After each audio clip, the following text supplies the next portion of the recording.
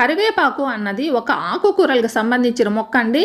ఈ మొక్క నుండి కేవలం ఆకులు మాత్రమే మనము ఉపయోగిస్తాము. అంతేగాని పువ్వులు గానీ, కాయలు గానీ మనకు ఉపయోగపడవు.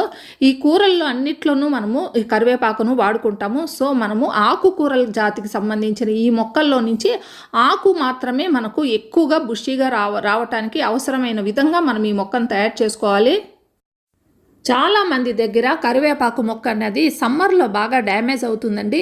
ఇది హీటును బాగా తట్టుకునే మొక్క కాదు. అలాగే ఎక్కువ చలిని కూడా తట్టుకోలేదు.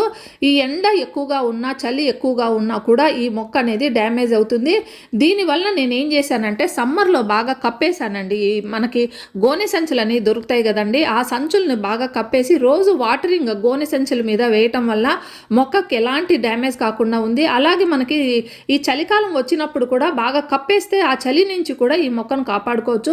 ఈ 2 సీజన్లో కాకుండా మిగతా అన్ని సీజన్లో కూడా